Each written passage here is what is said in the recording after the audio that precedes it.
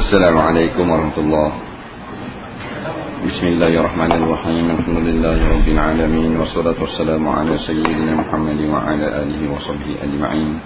Subhanaka la ilma lana illa ma 'allamtana innaka antal alimul hakim. Wa la hawla wa la quwwata illa billahil aliyyil azim. Muka surat apa ya? 77.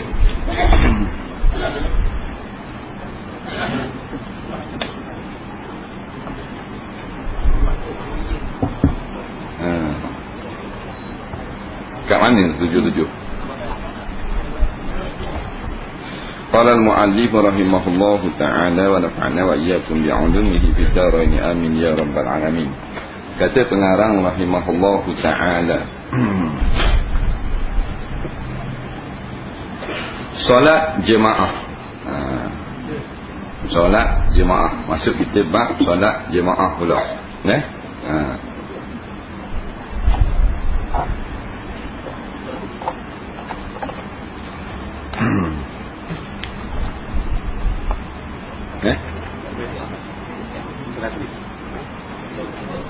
Itu dekat.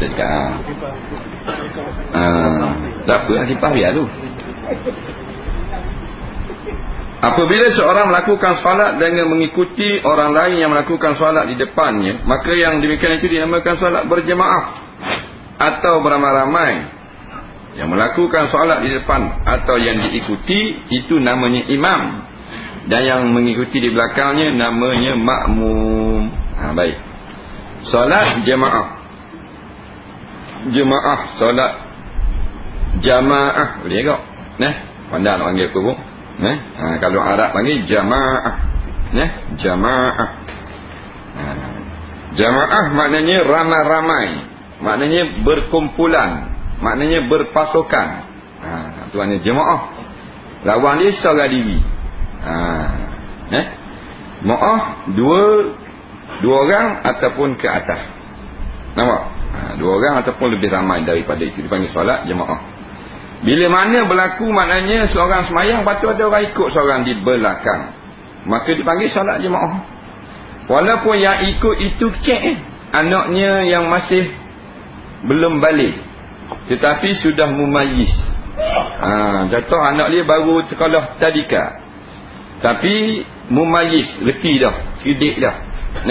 Maka dipanggil solat jemaah. Ataupun makmumnya seorang anak perempuan sahaja yang sah sembahyangnya, dipanggil solat jemaah juga. Dah sama dengan solat jemaah di masjid hak ramai ribu orang.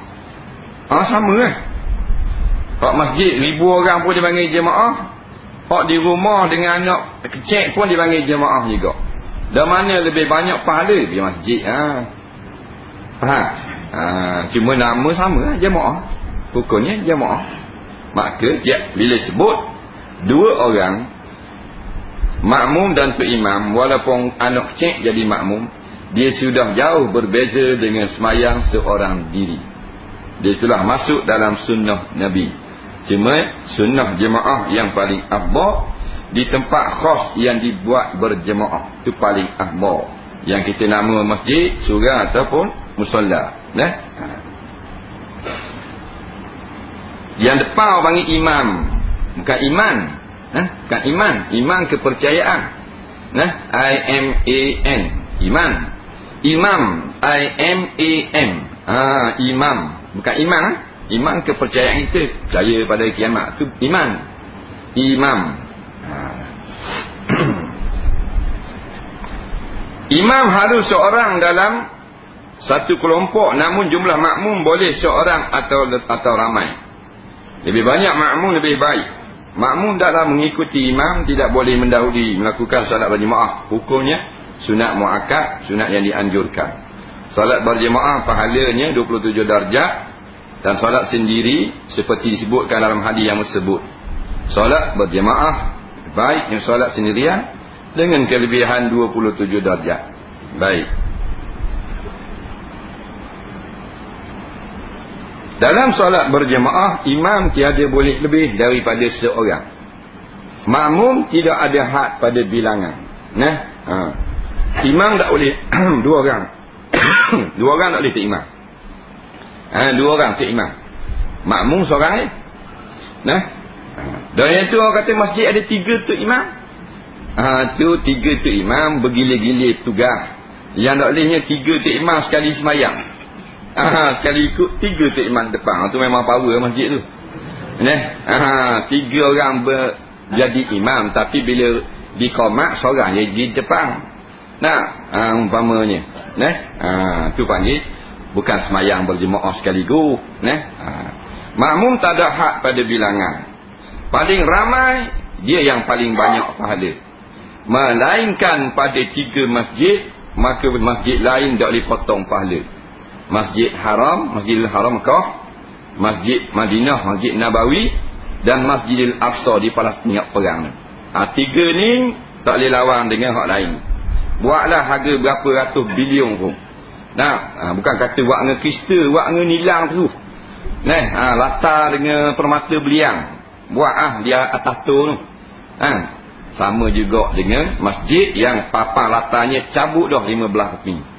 Tak? Sama saja. Yang tak sama Nabi kata 3 ni. Masjid Haram, Masjid Nabawi, Masjid Aqsa. 3 ni saja. Lain sama. Masjid besar Kahirah sama je pahala fadilah dengan masjid apa benda ni Banggu Bergadung. Faham?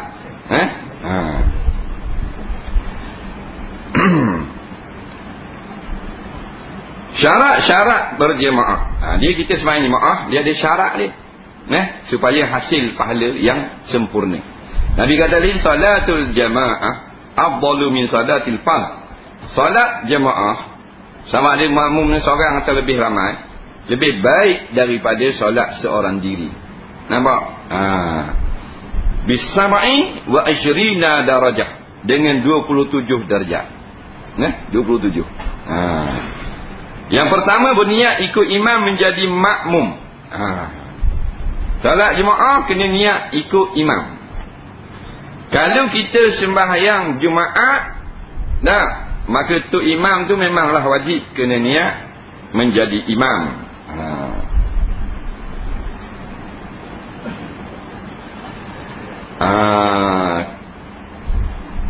Daripada jawatan kuasa surau kepada pihak penjual dan pembeli, sila berhenti dulu daripada berurus niaga.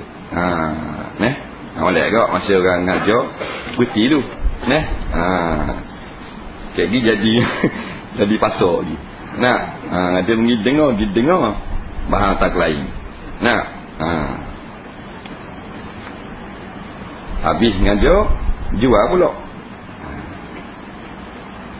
Takut jadi macam satu tempat. Hak pergi nak pergi dengar sebabak. Hak nak pergi beli saja sebabak. Jadi tak boleh pahala. Nanti mari dah ni tu isu kan. Dah kitab dia ni. Kitab terung. Kitab kobeh, kitab cambuk. Takut jadi gitu. Baik, contohnya gini, kita semayang maghrib tadi. Aku semayang fardu maghrib. Maka niat jemaah gini, aku semayang fardu maghrib makmum. Ingat tu orang baru. Allahu Akbar, aku semayang fardu maghrib makmum. Kata gitu nanti. Banyak lagi pasal yang biar mudah ni. Cukup lah. Aku semayang fardu maghrib makmum. Jadi orang bangsa dia pun semayang. Allahu Akbar, aku semayang fardu isyak makmum, gitu. Katakanlah tak boleh nak mari niat makmum di dalam takbir. Kok bolehnya aku semayang fardu isyak, takat tu yang masuk. Boleh kata makmum tu selepas daripada takbir. Allah, aku semayang fardu isyak. Akbar, mari makmum sah. Tapi dalam hati lah, jangan mari mulut makmum. Pak yang lagi ke? Ini kira bodoh. Dalam hati makmum, faham boleh. Jangan sampai rokok lah. Jangan sampai hak rokok, boleh lagi.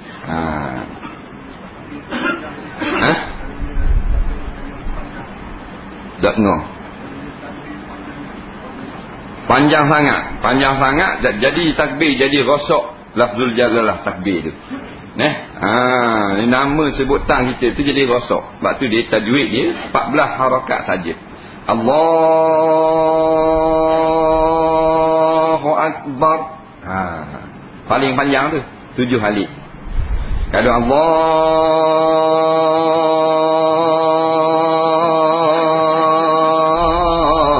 Akbar, dia jadi hilang nama Allah tu, nak jadi rosak sebutan. Mudah je lah sebut orang Melayu tu. Aku semayang fardu isyak makmum, Allahu Akbar. Memang dia derah mari selalu. Faham tak? Pasal kita baru sebut kan, mesti dia mudah mari dalam hati. Dia yang lambat mari dalam hati, kita sebut lama dah. Kalau kita sebut tadi belum lohor, mudah mari dalam hati ni. Payahlah hak kita baru sebut. Sebab mulut kita bila kita sebut, echo dia ada. Faham echo? Tahu tak echo? Echo. Orang putih tak mesti nak sebut, orang Melayu panggil echo. Echo dia, gema dia tu. Dia akan mari dalam hati. Aku semayang fardu maghrib. Dia mari dalam hati, aku semayang fardu maghrib. Aku semayang fardu maghrib. Macam orang bang ada echo kan, macam amplifier. Gitu lah. Tu tujuan ni. Lepas tu kita baru sebut, akad takbir masuk lalu.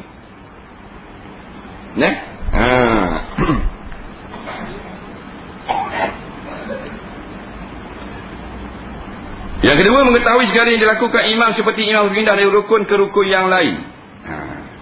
Kita kena tahu imam tu bergerak dan berpindah rukun. Itu syarat. Kalau tak tahu imam ni dia buat benda apa tahu, dia pakai buat tak sah. Tahu tu dengan tengok. Mana kita duduk sah depan, sah kedua, nampak tu imam. Tu imam rakaat, kita pun rakaat sah. Ataupun tahu tu dengan dia tengok orang belakang. Nampak tu imam pasal dia semayang belakang surah, sah belakang masjid. Nampak orang, dia sah belakang kali, sah yang ke 80. Dia tengok sah depan dia, sah depan rakaat, dia rakaat atas. Sah lagu tu. Atau tak nampak pasal dia terpaksa duduk luar. Dia seorang kena duduk luar terkepit dah. Atau dua orang tu, tiga orang tak muat masuk dalam, duduk luar. Tengah semayang, jatuh tabir. Jadi tak nampak dah orang dalam. Tapi dengar suara tu imam, Allahu Akbar, dia pun rakaat atas. Sah pasal dengar. Faham? Yang tak sah ni tak tahu. Pakai agak. Tu imam dia buat benda. Buat benda tu imam. Rakaat atas. Tak boleh gitu. Tak boleh. Ataupun ada CCTV luar. Sah juga. Dia dah boleh kena jauh sangat, awak tak nampak benda dah duduk luar, hak sel luar masjid bawah, dia buat CCTV sikit. Hukumnya sah. Sah berjemaah. Yang tak sahnya pakai TV ni, tu imam duk kompong. Kita tengok di Terengganu ni. Lah TV ya takbir tak. Tak sah. Tapi kalau dalam bangunan masjid atau luar dinding masjid, dikira sah lagi. Bangunan lain dia kena tak boleh ada jarak lebih pada 300 hasta dengan tu imam. Habis masalah. Tidak ada dinding yang menghalang antara imam dan makmum bagi lelaki kecuali bagi perempuan, dan di masjid harus dipakai tabir dan kain. Jangan ada dinding. Maknanya kita ni makmum dengan tu imam tak boleh nak pergi, dia tutup dengan dinding. Ataupun tutup dengan cermin yang tak boleh nak buka. Tapi kalau tutup dengan cermin, tutup dengan pintu, tutup ni yang buka ni, pak ni rosak, jadi tembok. Nasib yang duduk dek ni.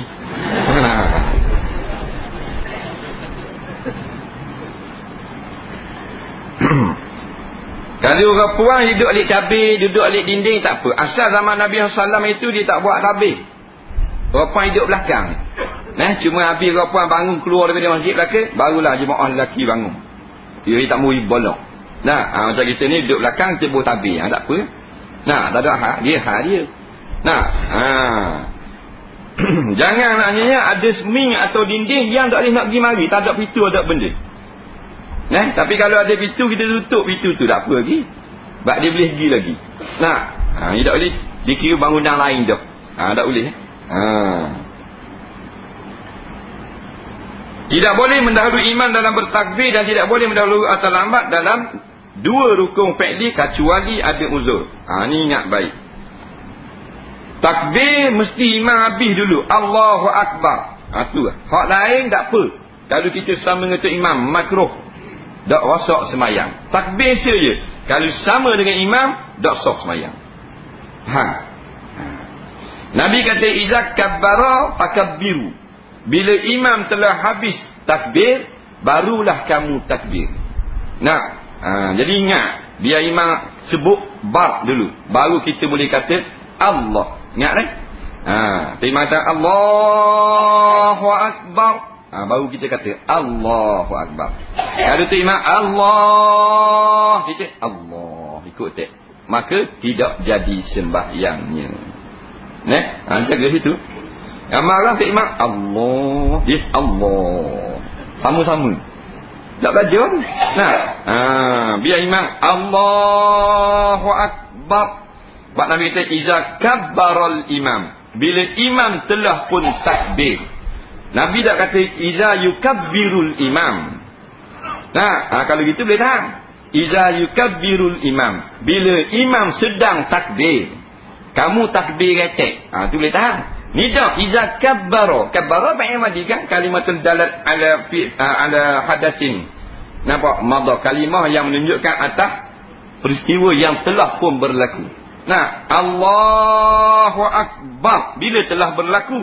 Takbir ni dikira telah berlaku bila selesai menyebut huruf ra, akbar gitu. Ingat.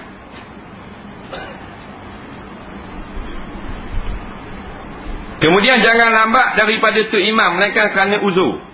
Tu imam laju sangat baca Fatihah, kita jangan rakaat. Bila imam rakaat, kita perhabis Fatihah.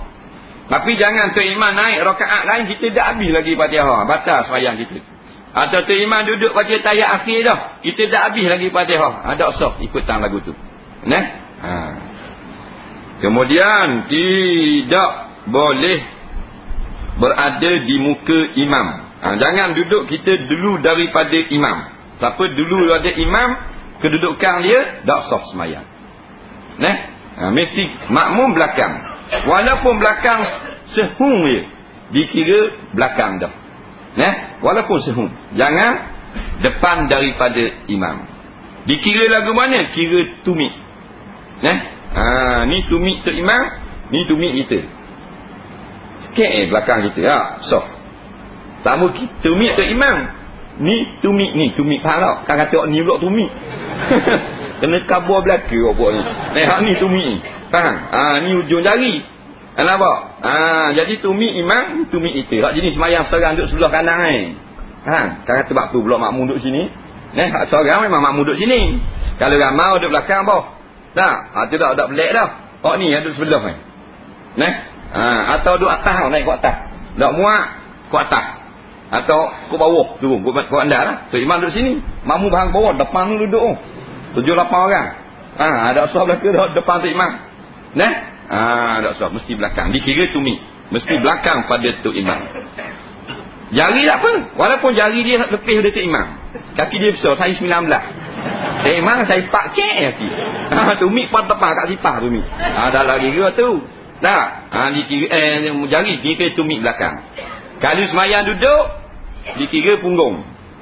Ni semayang duduk, tu imam duduk kok keboh ada zek. Ni makmum duduk juga. Faham tak? Jadi punggung mesti belakang pada punggung tu imam. Faham? Mudah ya. Masjid Haram tak kira pasal dia sah, dia musim. Dia musim bulat. Pasal dia jihad kiblat. Nampak? Dia musim. Dia kira hak tepi tu imam tak boleh. Kalau pusing kat ni tak apa, tak ke depan. Ni pas bagi. Apa benda ni namanya? Ni Kaabah. Kaabah. Ni tengok daripada atas ni. Ni atas jadi Tok Imam duduk sini. Ni bulatan. Keliling orang ni ngadak lah ke? Hak ni ngadak Tok Imam. Hak ni ngadak tak ni. Tu lain dia share dalam dunia dia bulat. Masjidil Haram tu. Pasal Kaabah duduk tengok. Jadi hak duduk belakang imam ni, tepi imam, dia pergi depan pada imam tak sah. Tapi hak jauh sikit pada imam, dia ke depan sah. Dia kira hak ni orbit lain. Lepas tu kan dia ramal kat bolok dah Mekah, bukan orang alim belaka. Orang jahil berderang kali. Nah, tengok kan semayang Mekah. Ditunjuk dalam TV kan borak. Orang agak semayang. Nah, jangan ikut oh. Kau ini tangan main. Waktu dia bahang tokat Ali. Tu dah duduk diam. Faham? Kita tengok oh Mekah. Buat attack sini. Jeng. Hukumnya bermain-main batas semayang. Dia kata Mekah tu. Dah Mekah. Tak ada hadis suruh ikut kau. Suruh ikut ulama. Faham? Akan suruh ikut kau.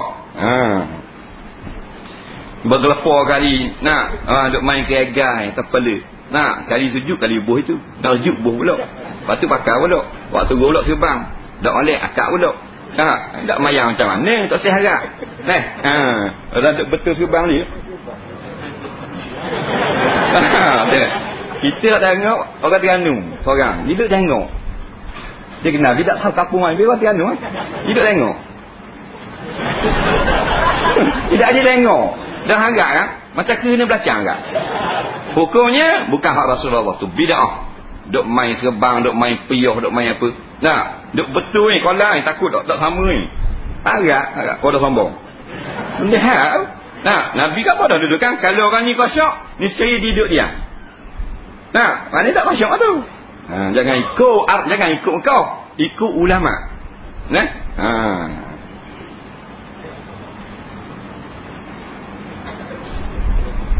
Jangan jauh dengan iman kira-kira lebih daripada 300 hasta kecuali di masjid. Dalam masjid, tak apa kita jauh dengan imam. Contoh katakanlah orang semayang berjemaah depan masjid tu. Kita dengan baru masuk belakang, boleh dah kita takbir. Kita dengan tok imam tu setengah kilo. Ada 2 orang ikut tok imam semayang subuh. Katakan. Tapi kalau kita jalan, dah setengah kilo. Salang dulu macam Masjid Nabawi. Masjid Nabawi masuk itu belakang. Tok imam duduk di kapur libung. Tak sungguh halus. Tengok dengan seperang tak apa nampak. Besarnya masjid. Dan kalau kita jalan kaki pergi juga, tak dalam 15 langkah bila Assalamualaikum. Kita pun Waalaikumsalam boom. Jadi kita jauh lagi dalam masjid, walau 1000 batu pun dalam bangunan masjid kita boleh takbir seorang sini. Allahu Akbar. Ikut dalam keadaan jauh. Dia okok. Dia sujud kita sujud. Faham?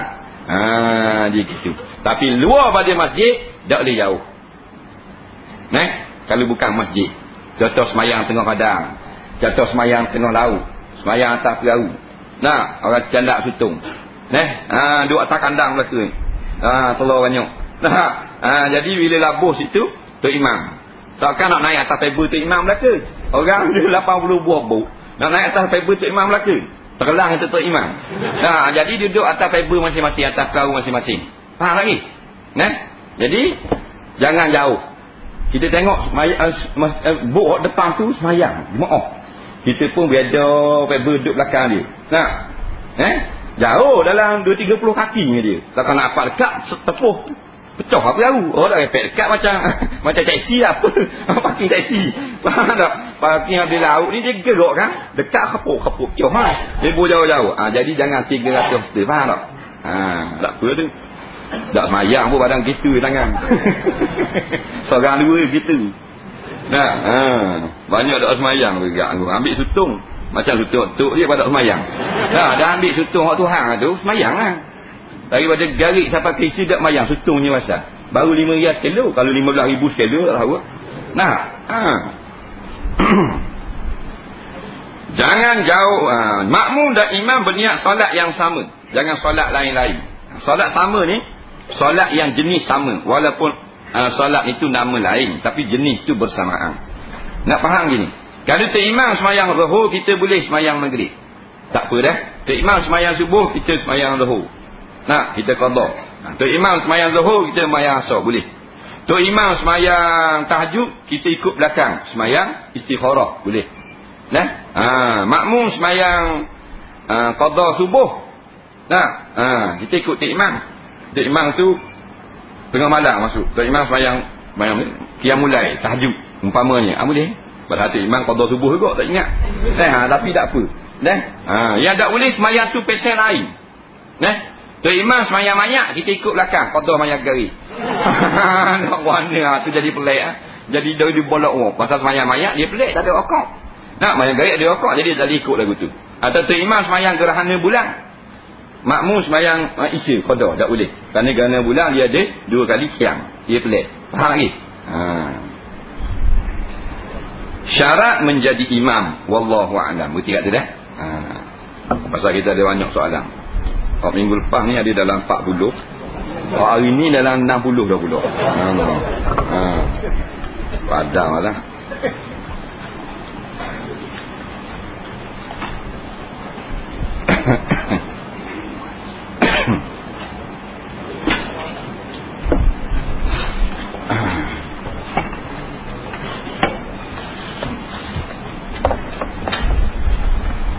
Baik.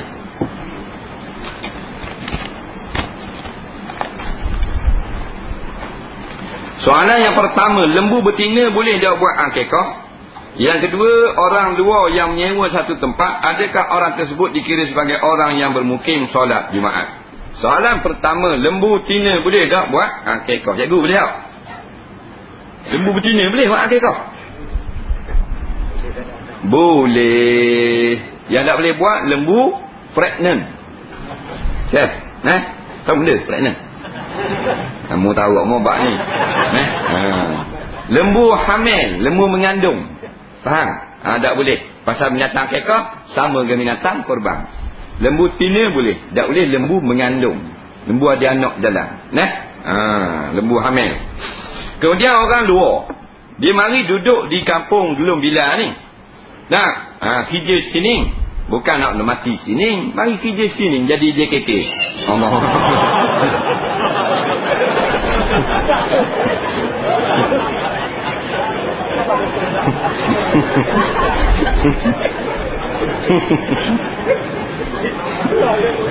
Aduh lah, nak buat guan ni. Tak bersebut jadi tubik juga. Jadi mari duduk sini, bukan nak mati sini, kerja ikut kerajaan atas lah. Kerajaan atas sini, di sini ada kerja doktor, kerja polis, FRU kat anda lah. Mari duduk sini. Dikira orang mukim juga. Wajib Jumaat. Dia gini. Manusia ni dia ada 3 nisbah tempat tinggal. Yang pertama mustautin, yang kedua mukim, yang ketiga musafir. Siapa yang duduk di sini, di kampung ni, Pasir Panjang ni, Kuala Terengganu ni, sama ada dia beranak sini atau beranak di Hong Kong, tak kira lah. Duduk sini ke ni, dan tidak ada hajat nak berpindah ke tempat lain lagi, mustautin dia panggil. Faham? Siapa yang duduk sini, walaupun beranak sini atau beranak kat lain, mari duduk sini, tapi bila-bila nak balik kampung semula, dan duduknya itu lebih daripada 3 hari, iaitu sekurang-kurang 4 hari, dia panggil mukim, wajib Jumaat. Siapa yang mari di sini Pasir Panjang ni, daripada Kuala Lumpur, daripada Kuantan, daripada Selangor, dia nak singgah sini 3 hari saja tak lebih di Pasir Panjang, maka dia bernama musafir yang singgah sahaja. Habis kita. Sahkah seorang itu mengerjakan solat tetapi bacaan Fatihah dan tayat akhir tidak betul tajwidnya? Jawabnya, jikalau orang itu baru lagi belajar, maka hukumnya dimaaf pada dirinya, tidak dimaaf untuk orang lain. Dia baru insaf, dia baru belajar. Dulu lara sangat duk naik atas motosikal. Ini baik naik surat. Insaf dah. Dulu duduk main muzik sangat pagi petang siang malam. Dulu duduk main burung sangat, duduk anggut burung. Dia ni insaf dah. Dia duduk cari makan kedara, mau pagi petang tak tahu benda. Dia ni insaf dah. Maka belajarlah, belajar bab semayang, belajar Fatihah. Tapi tak betul lagi. Guru kata ghairi, dia ghairi. Tok guru kata ghairil, ghairi apa? Ada tak nyakit gitu? Ghairil, ada jenis ghairi. Lah tok guru kata ghairil. Betul kau tu. Nak gitu. Jadi kalau gitu, pasal baru belajar. Dulu bahan lara lama ni. Maka semayangnya sah. Tapi tak untuk orang lain. Mana tak boleh imam. Faham tak? Sebab tu siapa yang masuk belajar agama, tak pandai lagi, tak faham lagi, ada kecacatan dalam ibadahnya, dimaaf pada syarak. Syaraknya, dia tak sengaja. Bukan dia boleh kata betul, saja nak kata salah, baru dak sah semayang. Jadi orang yang baru belajar, baru dengar surah, nampaknya ada bonus. Kawan-kawan hak tak mari surah apa semua, tak mari belajar, dia sebut salah, kena semayang semula. Tu kelebihan dia. Kemudian boleh tak dikata rukun bacaan qauli hanya dibaca dengan mimik mulut saja, tanpa mengeluarkan suara bagi laki-laki dan perempuan. Rukun qauli ni rukun-rukun hak jenis baca. Di antaranya takbiratul ihram atau Fatihah atau tahiyat akhir dan salam. Kita pergi ke takbiratul ihram mudah. Takbiratul ihram ni siapa yang tak takbir tak sah sembahyang. Tangan bukan. Tangan ni sunat saja. Mulut kata Allahu Akbar. Ni dia tanya tak mau bunyi suara, buat gerak mulut saja. Boleh tak? Buat gerak mulut saja. Tak keluar suara. Jawabnya sah bagi orang-orang yang bisu. Siapa yang bisu, sah. Dia wajib kena gerak mulut saja. Tapi orang tu tak bisu, dia buat gerak mulut saja, tidak sah. Kerana takbir itu adalah lafaz. Lafaz adalah suara. Suara adalah bunyi-bunyi yang terhimpun daripada huruf alif sampai kepada ya, yang dikeluarkan daripada mulut anak Adam. Dia kena tubik luar. Kemudian didengari pada sekurang-kurangnya satu telinga. Itu panggil suara. Maka bila tidak suara, tidak lafaz. Bila bukan lafaz, bukan takbir. Bila bukan takbir, tak sah sembahyang. Jadi biar bunyi. Perlahan apa? Allahu Akbar. Kalau Allah berbunyi akbar, buat gerak mulut saja tak sah juga. Sebab dia mesti bunyi 8 huruf. Alif, lang, he, alif, ka, bera. 8 huruf kena dengar. Allahu Akbar. Ramai orang dia buat gerak.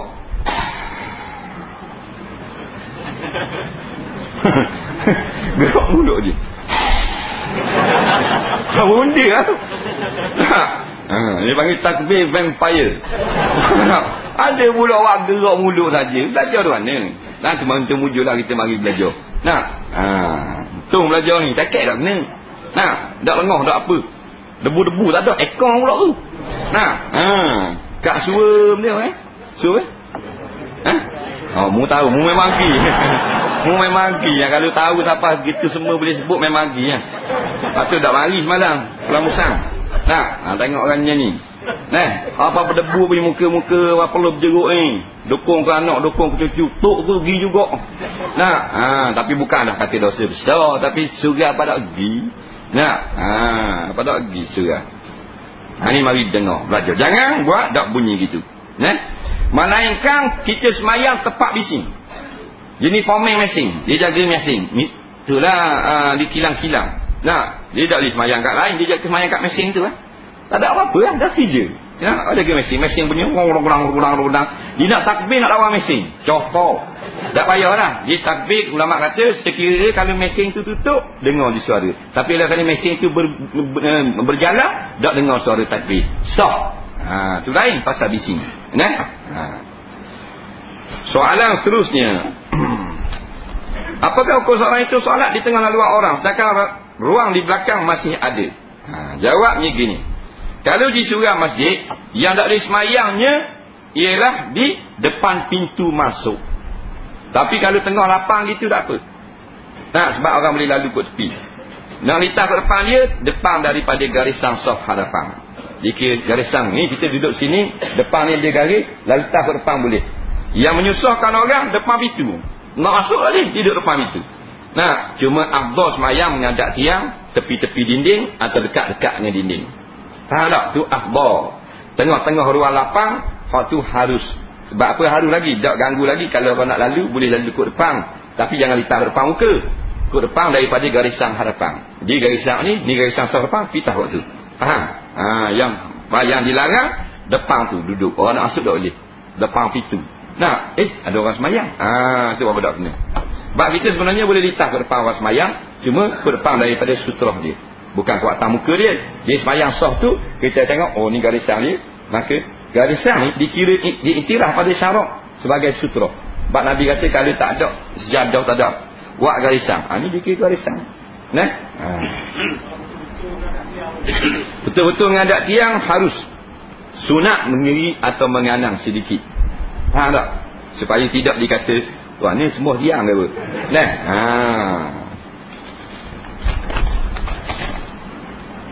adakah Iskandar Zulkarnain dan Alexander the Great orang yang sama?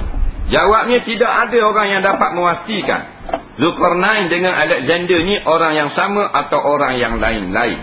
Nah, ada yang mengatakan sama, ada yang mengatakan lain. Cerita Zulkarnain ni Rasulullah yang cerita pada orang Yahudi hingga orang Yahudi masuk Islam, menunjukkan tak ada orang boleh cerita lama. Cerita Zulkarnain cerita ribuan tahun. Nah, tak ada pun orang sebut dalam mana-mana sejarah. Orang putih pun tak tahu. Hanya sebut cerita dia dalam kitab Taurat Bani Israel. Jadi dia kata kalau benar seorang Nabi, nak tanya bab Zulkarnain. Kalau dia cerita, tu lah Nabi. Sebab Nabi dia tahu cerita ni. Nah, jadi sebab tu kita sekarang dah nak pastikan. Nak kata Alexander tu. Sebab orang putih panggil Alexander the Great. Nah, kita Iskandar Zulkarnain. Nah, boleh jadi orang yang sama. Alexander the Great adalah Zulkarnain itulah. Boleh jadi orang yang lain. Ni semua ni bukan akidah. Yang akidahnya kita wajib percaya Zulkarnain diceritakan di dalam Quran. Ini wajib percaya. Nah, tapi Alexander tu adalah Zulkarnain ataupun orang yang lain, bukan masalah akidah. Siapa yang tak tahu, tak boleh jawab, tak ada rasa apa-apa. Nah, cuma setengah ulama kata bukanlah Alexander the Great itu adalah Zulkarnain, sebab Alexander the Great ni, daripada cerita-cerita dalam buku-buku sejarah orang putih, jahat, rogo orang puang, zina orang puang, bila takluk sebuah negeri, bunuh anak-anak kecil. Jadi kalau ginilah Alexander, bukan Iskandar Zulkarnain. Sebab Zulkarnain raja yang sangat, memang seorang penakluk negara-negara lain, dia tentera dia hebat. Tetapi tak bunuh orang, tak buat nyanyi ke orang, tak bunuh budak-budak kecil, dia bunuh tentera sahaja. Jadi kalau berkandu kepada Alexander the Great ni yang zalim seperti yang diceritakan oleh orang putih, maka bukanlah dia Zulkarnain. Tapi kalau Alexander ni memang Zulkarnain, cuma orang putih ni kalau buat cerita, dia buat style dia. Dia nak buruk-burukkan Zulkarnain, hak orang Islam duduk hormat sangat ni, dia buat cerita bila takluk sebuah negara, bunuh orang, berzina dan sebagainya. Nampak? Itu cara dia. Saya sering semayang jemaah, tapi bila saya semayang ada lintasan dalam hati yang saya berpisah dengan imam. Tapi saya tak maksud itu. Saya cuba lawan dah, tapi lintasan itu masih datang. Nak buat gana kok, dia kata. Adakah saya terpisah daripada imam itu? Bukan imam. Baik. Dia semayang ikut imam. Allah, aku semayang fardu maghrib, makmum. Jadi ikut imam lah. Dalam semayang mari sama dalam hati lintasan. Lintasan ni mana dia kata? Mu semayang seorang. Atau cerah daripada imam. Jawabnya tidak memberi kesan apa-apa. Itu hanyalah gangguan syaitan sahaja. Tak usah layan. Al-khataru la yufsidun niyah. Faedah kita, khatar, lintasan dalam hati tidak boleh merosakkan niat. Niat kita semayang jemaah dah tadi. Faham? Adakah batal solat jika kita buat pergerakan kasar sekali saja dalam solat? Dia kata kalau kita buat benda yang kasar, tapi sekali je, bukan 3 kali turut-turut dalam semayang, batal ke tak? Contohnya sepak, tendang tumbuk dan sebagainya. Tengah-tengah semayang, tangan ni. Jadi gitu. Tengah-tengah semayang kaki naik. Jet li dulu. Ini berlaku pada seorang Tok Guru Gayung. Kerana dia ada tindak balas luar biasa. Tok Guru ni, Tok Guru Gayung, maklum saja lambat selih kejut cicak jatuh je. Gitu tangan. Faham tak? Bukan tengah lewat. Dia maknanya secara benda panggil automatik. Spontan. Jawabnya, kalau pergerakan itu kasar, batal sembahyang juga. Spontan tak spontan tak ada kira. Untuk Guru Gayung ke set 3 lain ke tak ada kira. Faham? Spontan kata pergerakan kasar, batal sembahyang. Kita terkejut cicak jatuh. Tu bila terkejut, lompat naik atas tekok tu imam, tekung dulu. Batal walaupun tak sengaja. Walaupun tu imam letak semula dengan sigaret, batal juga. Pasal huduh perbuatan. Kalau sedikit tangan, tak batal lah. Ni siapa melompat tendang tiajang, siap dengan jet tu batal. Walaupun tak sengaja. Baru ini saya tepek stiker boykot kat motor saya. Lepas tu datang seorang tabligh, dia kata, kita tak payah nak balah dengan Israel. Kerana Israel cuma nak balah dengan Palestin, bukan dengan kita. Kita cuma perlu jaga anak kita. Dia juga kata doa ulama kita untuk Palestin tidak makbul. Tak ada bukti yang doa ulama dimakbulkan untuk Palestin.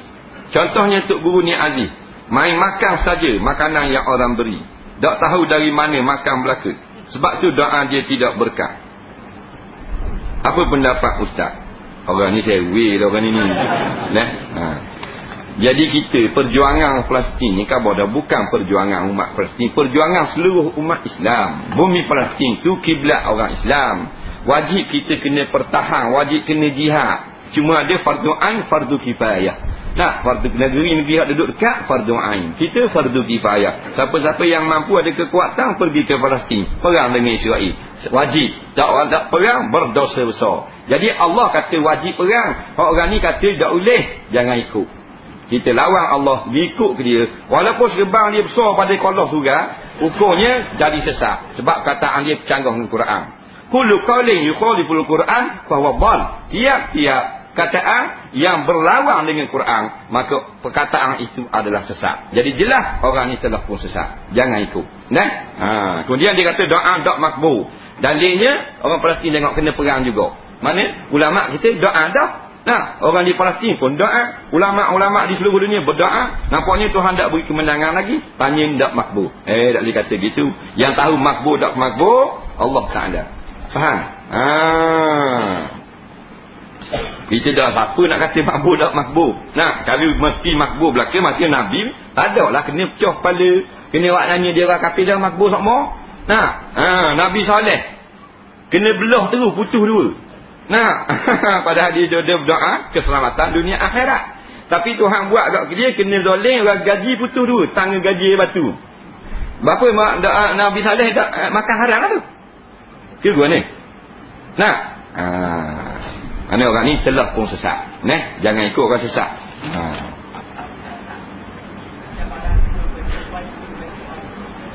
Mana?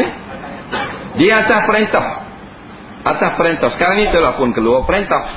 Nah, imam kita lebih faham masalah ni daripada kita. Mereka beristihad. Bila mereka mengeluarkan perintah boykot, kita boykot lah. Sebab benda boykot ni kita tak faham. Nah, kita ikut di bawah jemaah. Tak tu bila tu imam rakak, kita rakak. Tu imam sujud sawi, kita sujud sawi. Tu imam baca ayat sejadah tapi tak mau sujud sejadah, salawat. Tak payah sujud lah. Gitu juga kita di luar daripada semayang. Kita ada imam, iaitu ulama-ulama. Bila ulama sepakat suruh boykot, kita boykot lah. Kerana kita kena ikut ulama. Bukan kena ikut pendakwah, kena ikut ulama.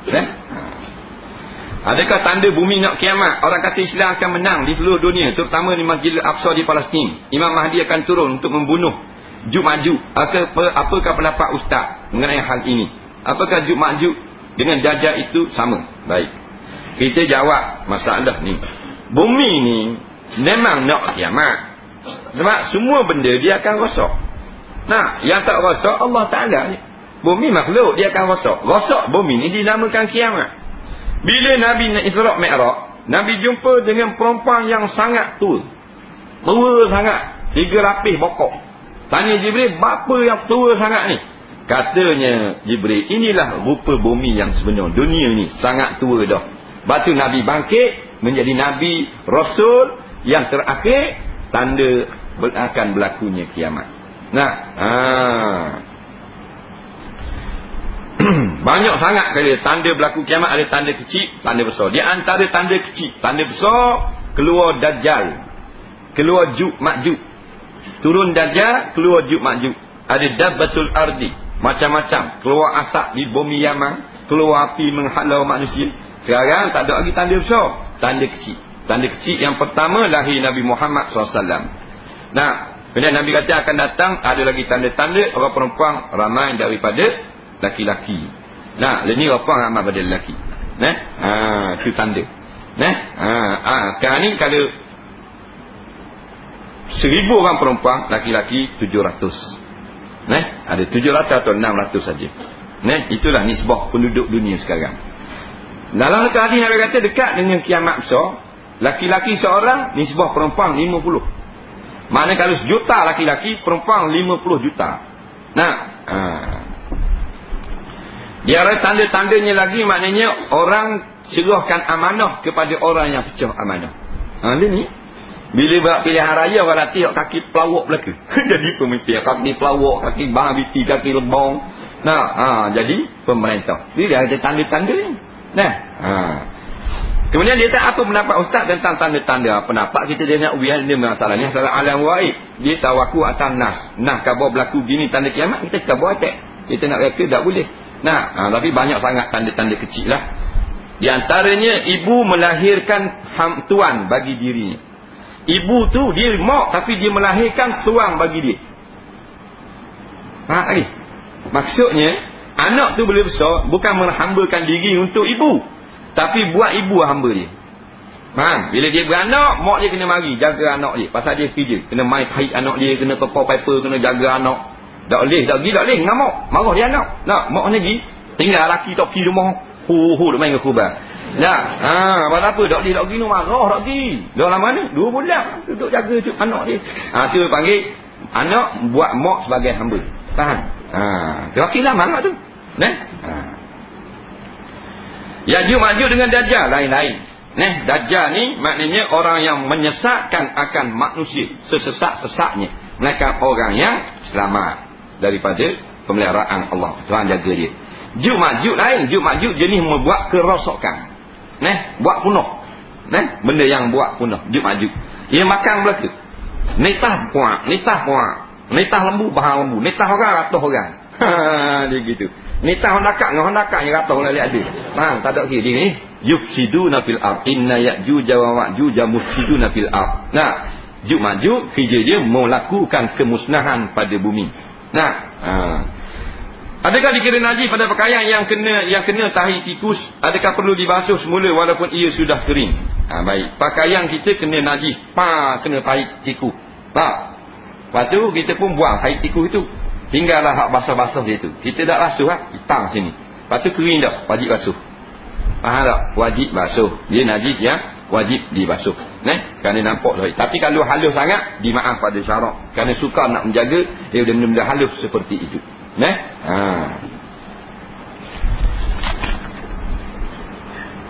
Hutang denda parking kita dengan pihak bandaran, hukumnya macam mana? Wajib bayar tak? Macam mana pula dengan hutang cukai pintu? Jawabnya, nisbah undang-undang dunia ni, kalau undang-undang itu terpaksa dibuat, kerana kalau tak ikut undang-undang, maknanya boleh merosak, boleh muri mudarat kepada orang ramai, maka undang-undang itu lulus pada syarak. Contohnya, bandaran dia buat parking tu mesti masuk kat petak dia. Kalau dia hubung ngata rawa, jana kau orang nak lalu tak boleh. Nak lagi kerja stakak, nak pergi ambil anak, bini beranak dulu. Jangan ambil jalan pasal berbuh datang bukan, pasal dah ikut garisan. Maka undang-undang buat siapa yang lebih pada garisan tu, dikenakan hukuman. Maka hukumnya sah pada syarak. Tetapi bila hukuman itu lebih daripada sepatutnya, maka jadi tak sah pula pada syarak. Jadi kalau benda tu taklah menzalimi, ada denda tapi tidak melampau, wajib kena bayar. Tapi kalau denda itu melampau, maka tak wajib kena bayar. Faham? Itu juga dengan cukai. Jikalau maknanya cukai itu dibenarkan oleh syarak, maka wajiblah bayar. Nisbah undang-undang akhirat. Dunia memang wajib bayar belaka. Tapi kalau cukai itu tidak melampau, umpamanya dengan kutip cukai seperti itu, maka kemudahan-kemudahan asas yang disediakan tidak sama dengan kawasan-kawasan kampung.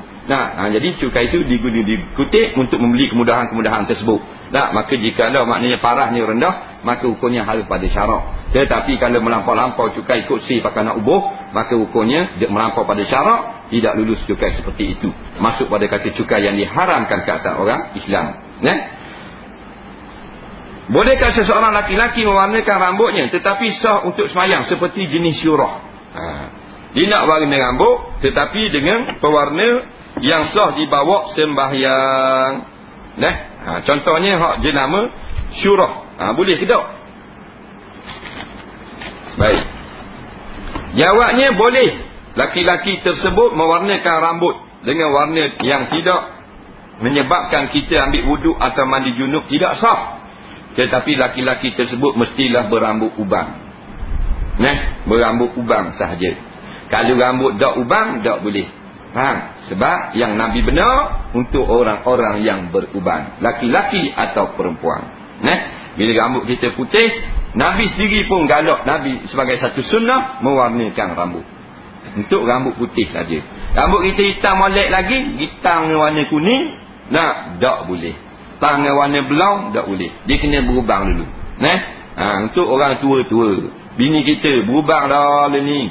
60 pala sama putih ngering RZ. Faham tak? Tengok pun kemar mulut. Dia pun warna merah.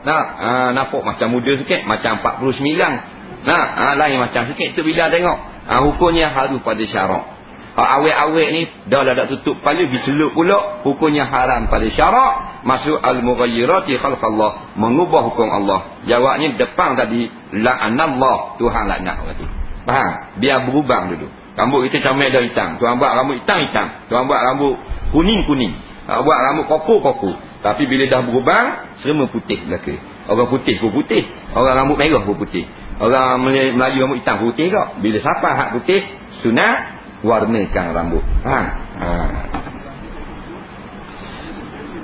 Rambut gugur, lepas tu nak warna mana gugur?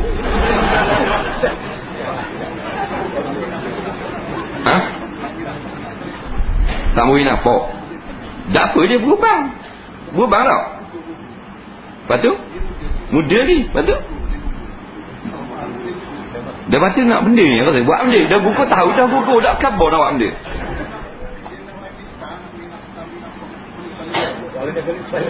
Jangan, dah gugur nak warna benda. Warna pada saja. Warna rambut hak jarang tu. Dah warna rambut.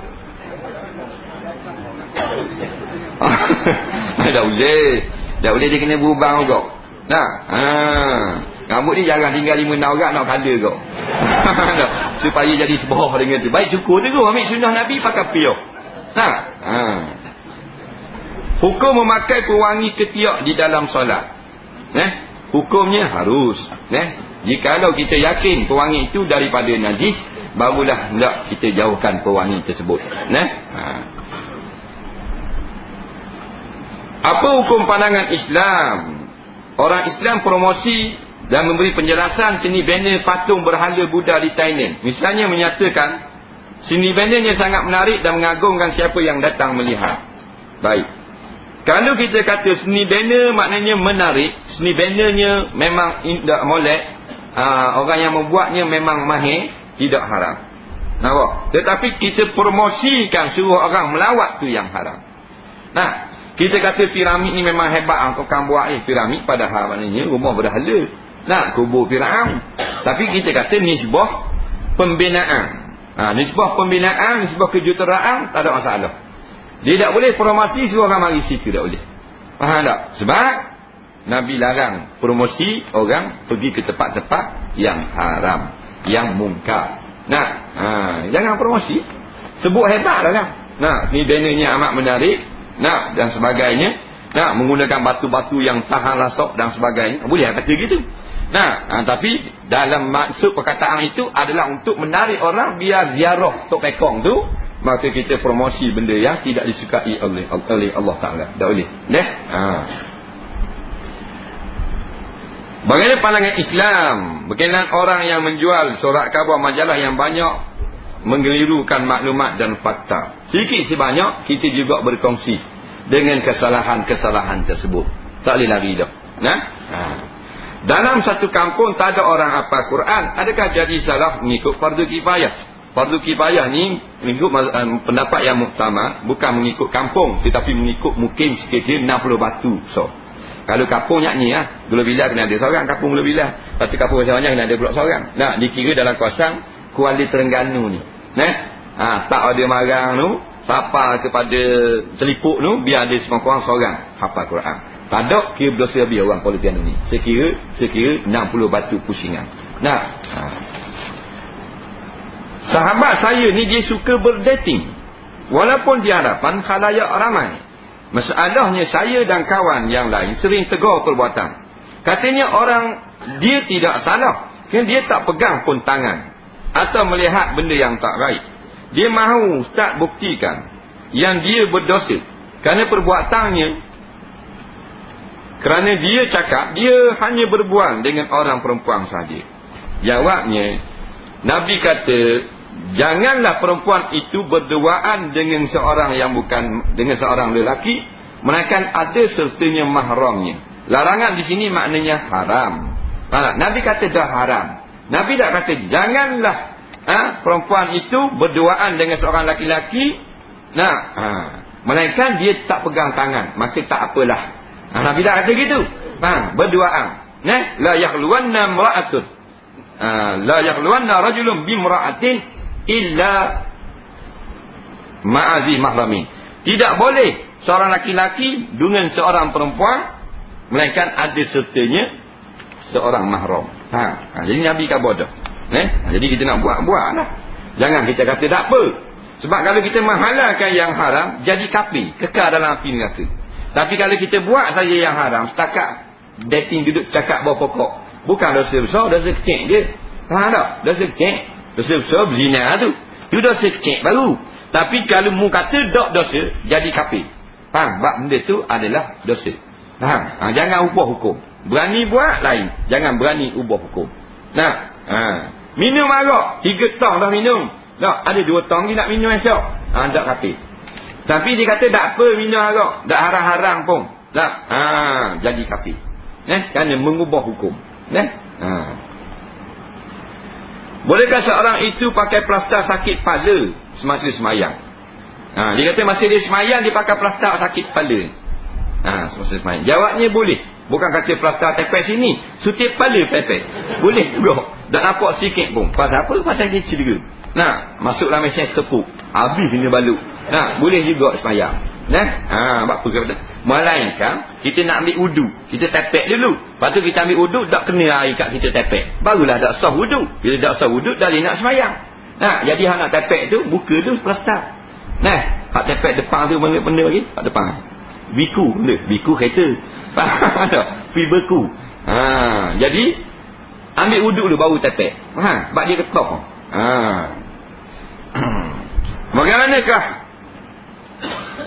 Bagaimanakah apabila kita sedang mengaji tiba-tiba orang azan? Adakah kita perlu berhenti mengaji? Atau kita perlu perlahankan sikit SMS mengaji? SMS mengaji. Semasa mengaji. Dia tulis SMS. Kita boleh mesej lah. SMS apa? Baik. Jawabnya tidak haram kita meneruskan pekerjaan apabila dibacakan Al-Quran menurut pandangan jumhur ulama. Cuma sunat saja kita berhenti. Faham? Itu juga dengan mendengar. Kalau kita sedang mengaji dengar orang sunat kita berhenti. Dah kita nak mengaji juga, tak ada masalah. Sunat berhenti supaya dapat pahala. Sebelum kewujudan manusia, adakah Allah telah menciptakan makhluk lain? Sebab banyak artifak sejarah dijumpai.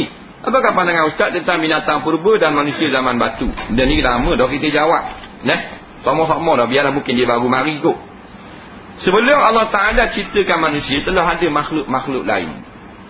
Telah pun ada langit, telah ada bumi, telah ada malaikat, telah ada iblis, telah ada jin, telah ada binatang. Jadi kita pergi kepada bumi dulu. Di bumi sebelum dicipta Nabi Adam, adanya jin Tuhan tak, dan binatang. Jin ni dia besar, maka binatang pun besar. Dia panggil dinosaur. Dinosaur tinggi pada plek kepala. Pasal apa? Pasal jin tu besar-besar, maka binatang pun besar-besar. Bila Allah Ta'ala pun turunkan Nabi Adam untuk menjadi khalifah, untuk beranak bini menjadi manusia yang ramai sampai sekarang, maka mulalah Allah Ta'ala menghapuskan dinosaur. Tuhan pupuskan dinosaur, Tuhan ganti binatang yang kecil sama saiz dengan manusia. Faham tak? Tapi masa mula-mula turun Nabi Adam, anak cucu dia yang pertama itu, mereka sempat bertembung dengan binatang besar. Sebagai anak yang tercatat dalam sejarah, ada orang jumpa dia lokis di gua-gua. Orang duduk baling lembing, binatang tu besar sangat. Ini zaman awal Nabi Adam alaihissalam. Lepas tu kau hilang binatang tu, rimah jadi kecil. Dulu rimah besar dulu. So lari yak pakai situ rimah. Faham tak? Pasal apa? Pasal padang dengan jin. Kemudian bukan hilang automatik, hilang itu dengan secara ansur-ansur. Jadi 1000 tahun lebih kurang, ataupun yang lebih kurang dengan tarikh tersebutlah, maka hilang terus dah dinosaur ini. Yang ada semua binatang cek. Cuma orang putih dia buat tekaan. Dia kata hilang dinosaur ni sebab zaman dulu turun satu berlaku gempa bumi yang sangat besar. Lepas tu keluar lava daripada gunung berapi, mapu habis binatang-binatang besar. Lepas tu jadi binatang cek. Tu tekaan dia. Allah yang matikan, Tuhan tukar dengan binatang yang kita tengok ni. Beruk cek, rimau cek, ular cek, dulu besar lagi. Dulu burung besar dulu. Burung boleh akak rumah dulu. Jadi itulah kehebatan dan kebijaksanaan Allah Ta'ala. Kalau kita ni Tuhan tak matikan dinosaur, tak tanya kita. Lagi ke laut dia tunggu dah muka kuala gitu muka. Dah balik kita lalu dengan stable dia pun masuk dalam Bible habis. Faham tak? Ada lah. Jadi Tuhan tinggal pak cek. Jerung 15 kaki cek lah. Lima setengah biko, 2 biko cek lah. Padang dengan orang lawang. Soalan seterusnya.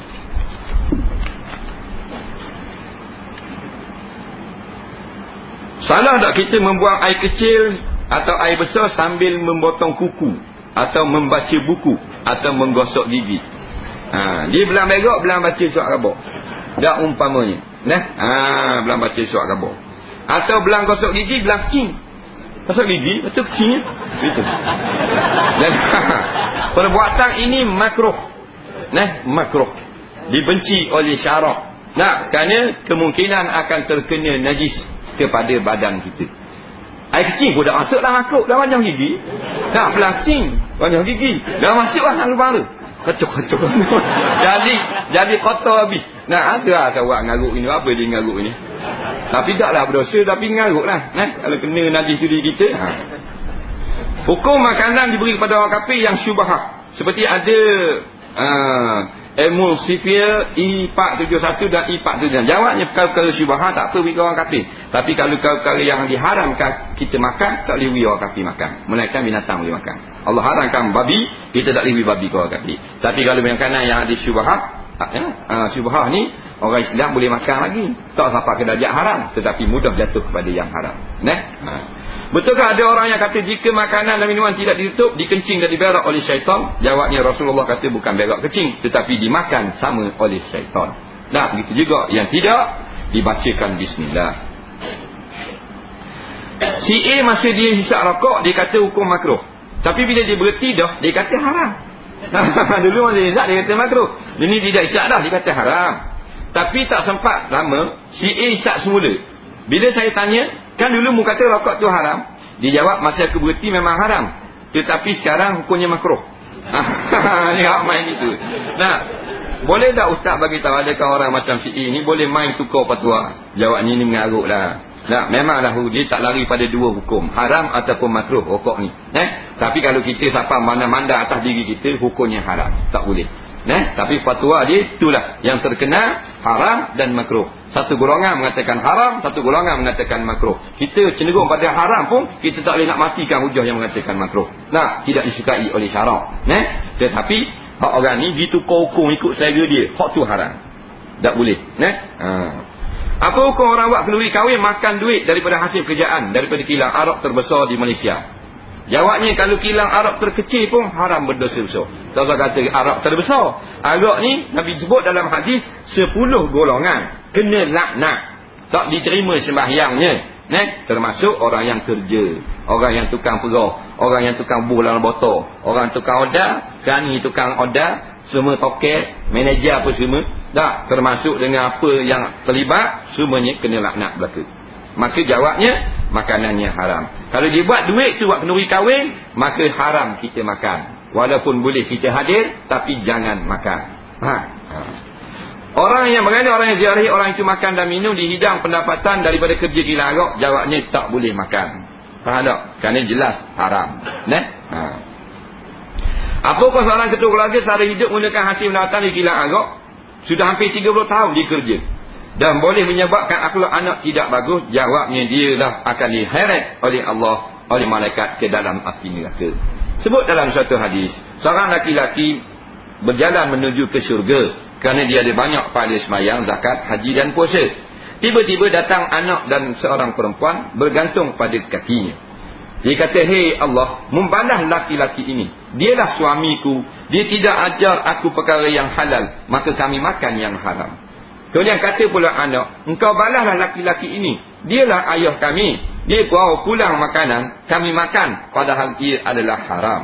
Maka ketiga-tiga beranak itu diheret ke dalam api neraka. Faham?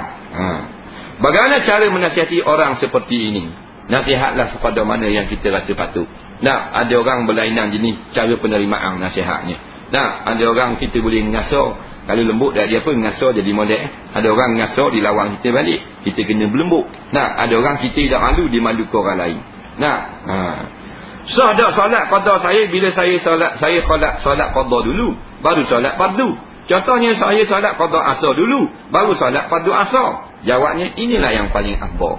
Bila orang nak sembahyang subuh, kita qada subuh dulu. Pergi orang qamat, kita sembahyang subuh bersama-sama. Bila orang bang zuhur, kita qada zuhur dulu. Tak, kita hutang banyak itu kan. Zaman bahan darah orang sembahyang zuhur ramai-ramai, kita sembahyang tunai pula. Ini yang cara yang terbaik. Apakah hukum bersanding selepas akad nikah? Jawabnya harus bersanding. Pengantin laki-laki dan perempuan, walaupun tanpa pakaian, iaitu di dalam bilik dia dua orang saja. Tak apa. Dia duduk dalam atas kursi, dia dua orang saja.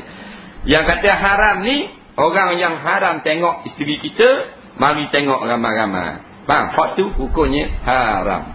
Tapi kalau tak ada orang yang batal sembahyang dengan isteri kita, maka kita duduk atas kursi, dipanggil saling duduk gitu.